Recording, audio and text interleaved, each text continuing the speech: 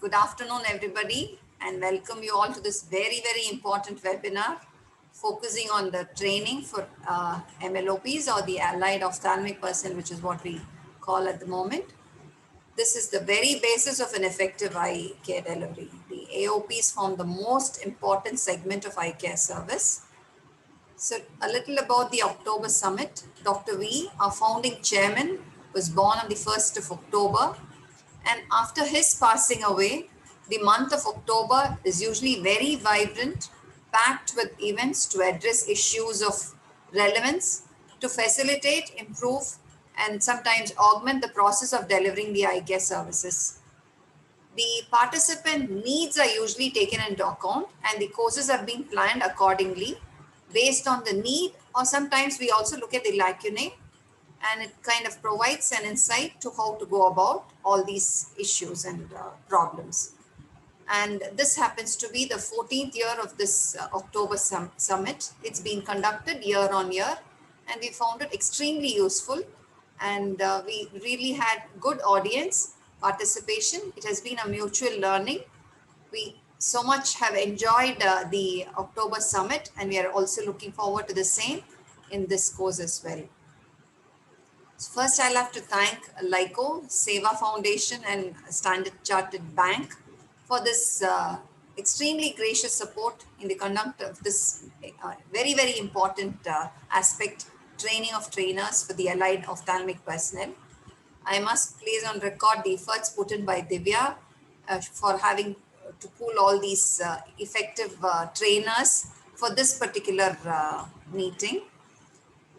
As you all know, the allied ophthalmic personnel form the backbone and a backbone for the organization, especially in the service delivery aspect.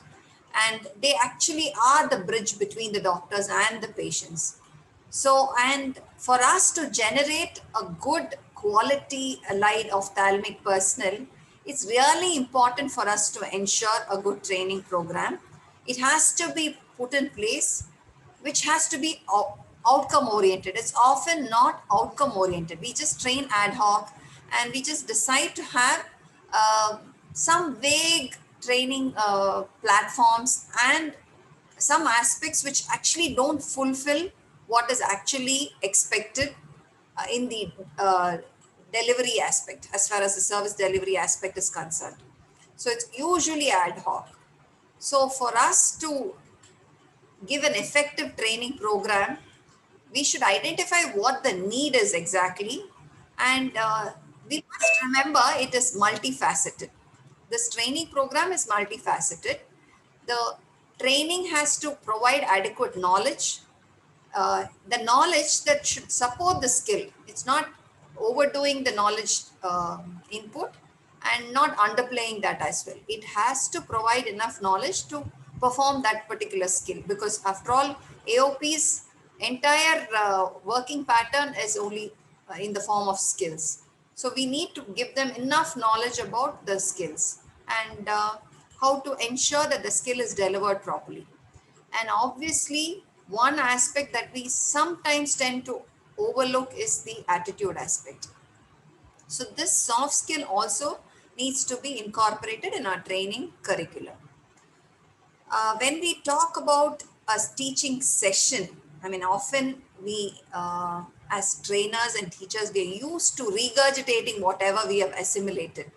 In whatever form we have acquired knowledge, we tend to regurgitate it, and often it's an overdose and it's not necessary.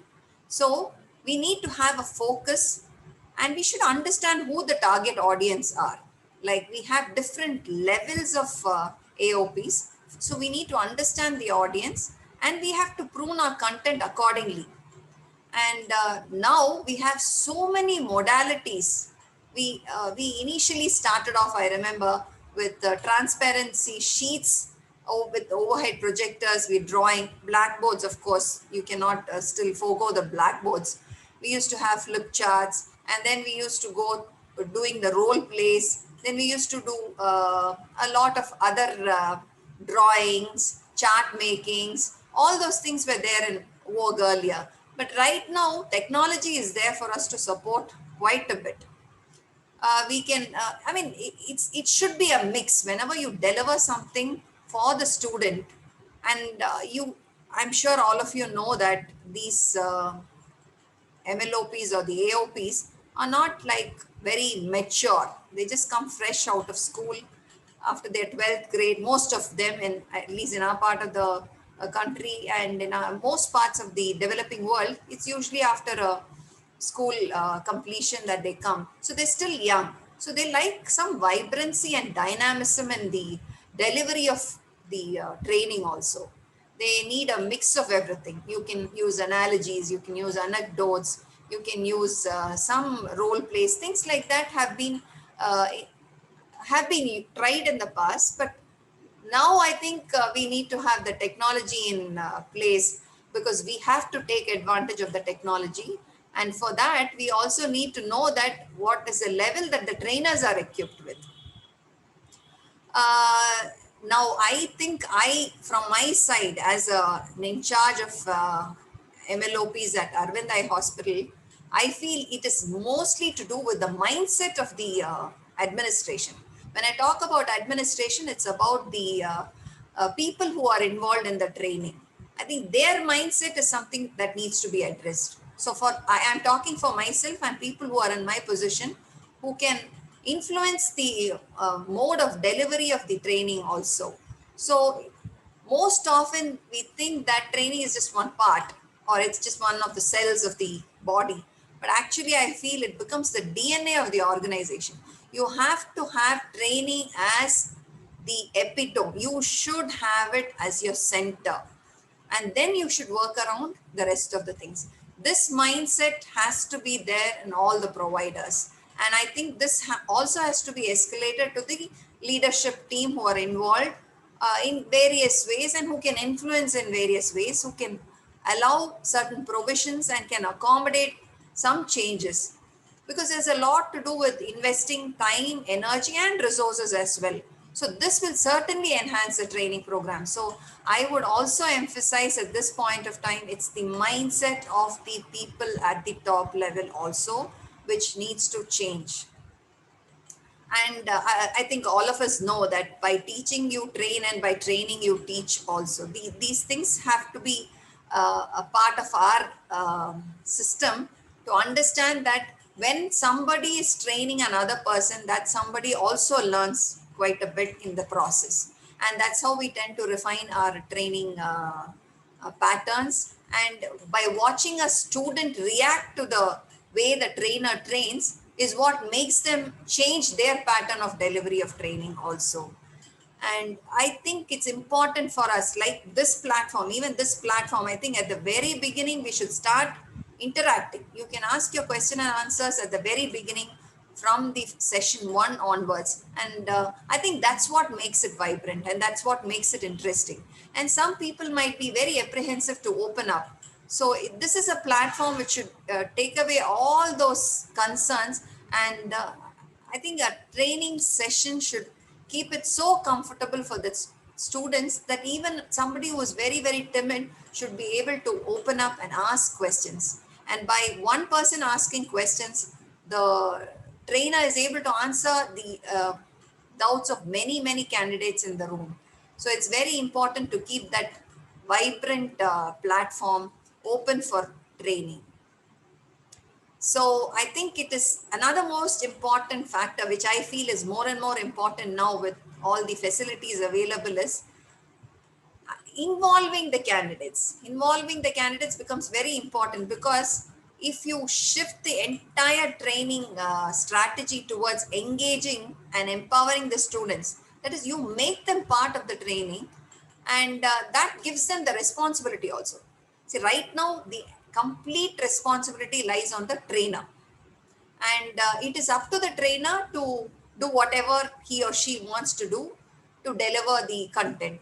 But I think if you also give the onus to the student or the trainer, then things become a lot more vibrant. Again, it's again engaging and empowering, which is what I feel is important for us. I think that means it's a lot of work for the teacher. It's not going to let the whole onus lie on the students alone. We have to make it interesting, inclusive, and also valuable. And of course, after having said so much, I think we also need to understand that this model also has to be sustainable. You cannot create some model which can be one time and left like that. So you need to understand that it should work out to a sustainable model. And I think we have very effective teachers today on board, who can provide us insights and who can facilitate all these processes. Mr. Tulsi Raj is the executive director. He's been on top of this training program for a very long time and has been very insistent on providing effective training for all cadres of eye care delivery. And I think we are privileged to have him to provide some insight to us on this aspect. We have Dr. Helen from Opelo, who is also a very well-known member in the teaching arena. Mrs. Sunita Arora, of course, from Shroff, has been always there with us in the teaching faculty. And of course, Asim Sil, he's also a very effective trainer, teacher, and he'll also be sharing all his experiences. And with all these inputs, probably all of us will learn a lot about how to become more effective trainers in the future. So I welcome you all again for this wonderful webinar and wishing you all the very best.